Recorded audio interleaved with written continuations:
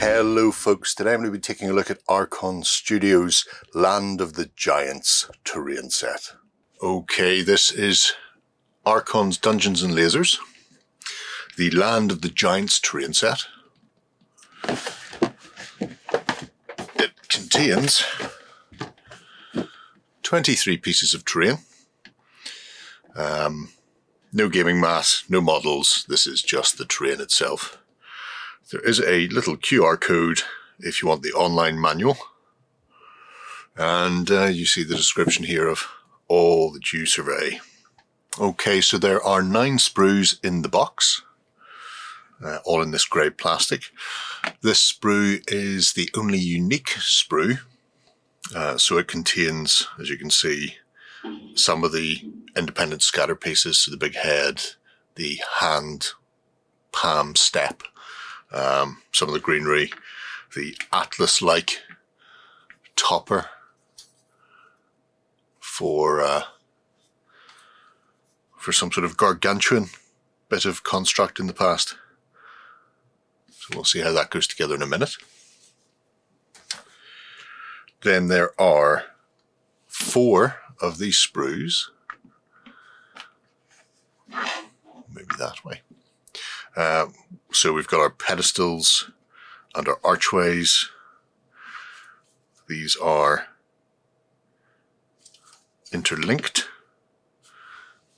via these sort of mortise and tenon. I don't know if once they're glued they have to stay glued, or if you've got a bit of modularity between them and how you build them. We'll see when we come to the actual build itself. But as you can see, the columns have I was going to say engraved, but it's not. It's substantially bigger than the column. A skull face coming out the way, and then the other side has more of our giant figures holding up the heavens. So like I say, 4 of those sprues. Then we have 2 of these. These are part of the altar or observatory. That's really nice. Nice level of detail, and that's a whopping piece to actually produce, where you don't have to glue multiple pieces together. It's just already built for you. So that's our altar section. And finally we have this, which again contains some ground scatter, so fallen pillars, archways, some walls, and a few more columns.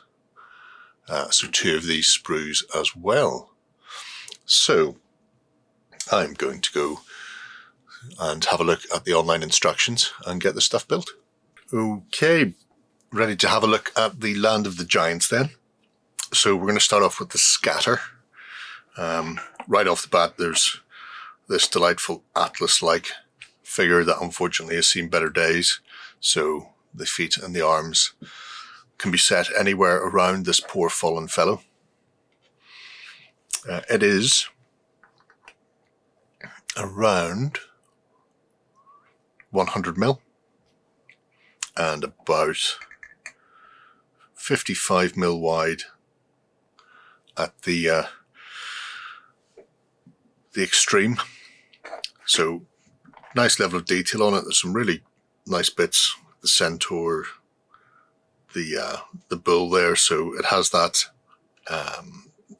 celestial, I was going to call it a globe, but it's not. It has a different name when it's the heavens. Anyway, it has that set up there as if it's a view of the heavens, sadly smashed into bits. So it's a singular piece, as is some of our built pieces. So here we have that palm with steps. If I grab a character, he'll quite happily sit on top. So there we have our wandering knight, wondering why he's on top of a massive hand. And if he's down at level, you can see this hand is roughly a Teutonic knight tall, if that's a good scale for you.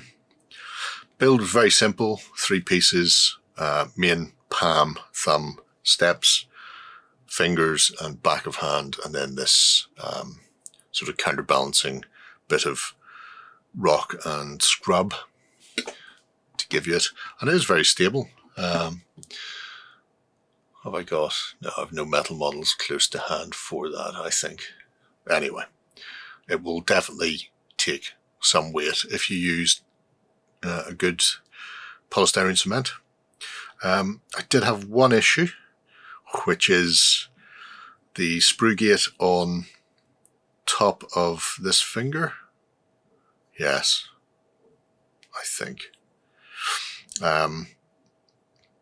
It means you have to sort of clean off down to detail because it's relatively big and imposing. Oh, there it is there. You can see the sprue. Might not be able to.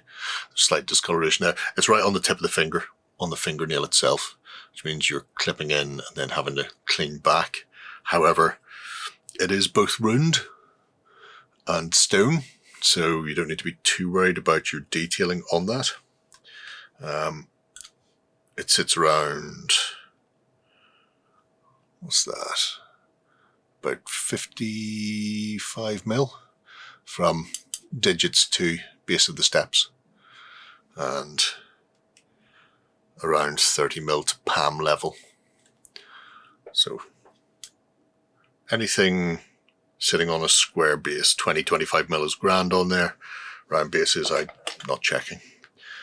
Then we have this huge head with accompanying vulture. The vulture's actually, it's perched on an egg on a nest here that it's built, which is a really nice detail. If you wanted to leave that off, you could. You might need to just fill that gap where the egg should be with a little ball of milliput. But as you can see, the vines and the like are growing on the inside, hollow-headed as it was, as is this base. Now, the base is keyed, so you could assemble this with it in place, but no glue. So once the head is glued, you could just pop this out and allow you easier access to paint the actual base and then glue it in afterwards once the stone head is done. Again, some nice detail on it. And then we have our duplicates. So these come off the second sprue. We've got the 2 fallen columns or pillars. These actually match into some of the other pieces as if they've fallen over. And they're just straightforward bits of difficult ground, around 115 mil or closer to 125 for this other. But very simple, just clip them off and away you go. Then we have a half column. There's a little bit of a rise here, which means if you have it sitting on the floor, as if this is sort of embedded, but I would imagine that would be filled with something. So if you build a little base for it, something like this, I would just fill that in with stones and dirt, which would accumulate over time, as they have done here. There's an awful lot of banked dirt up the side of it, and indeed around the front as well. But it's a nice piece of kit. Skulls within skulls, with a bit of skullception. And it's around about 70 mil tall. We also have 2 of these fallen arches. Again, wreathed in vinage. And they are 40 mil by 96. So, excellent for various games. Last are the little L-shaped bits. 3-piece build. Second half of the pillar here gets glued on, and then you have this little second section to make your L shape. However, it's cut to fit this profile from the side, which means you can actually glue it on there, or you can glue it on that way round. It doesn't matter. So yeah, good level of detail on them. Really nice, chunky detail, which is what you want for terrain. Lots of dry brushing and away you go. And then that brings us on to our larger pieces. So I'll grab 2 of these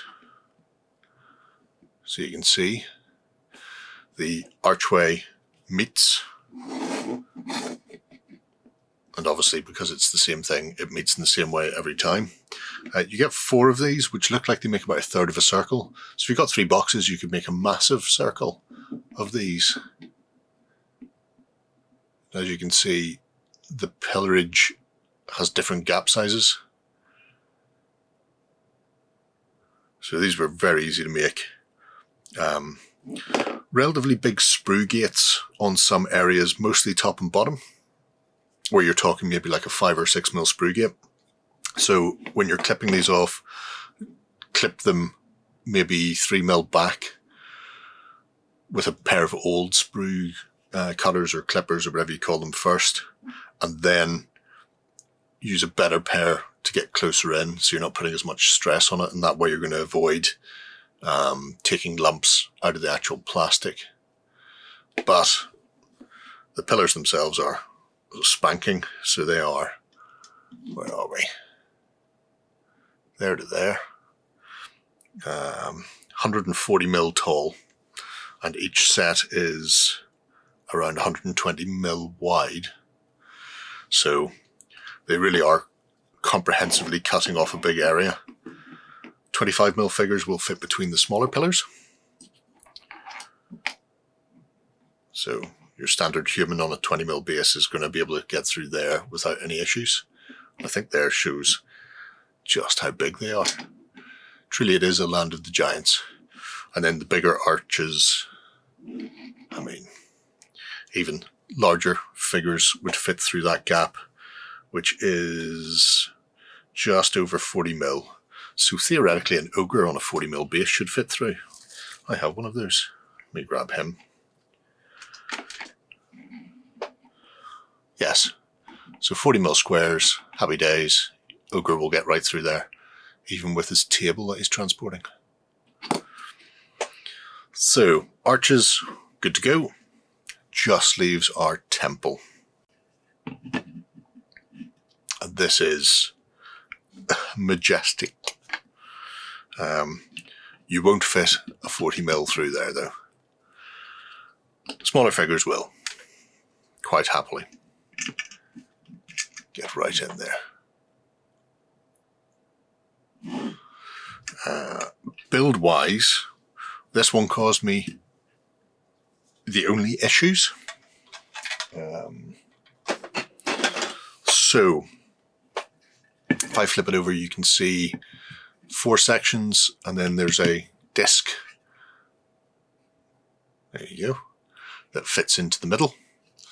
The pillars themselves, again, big chunky sprue gates on them, because most of this pillar is one piece up to here, and then the back holding this top piece is also one piece. So these are essentially 4 sections split into 2 pieces each, and then the heads are separate, and there are 4 different heads on there.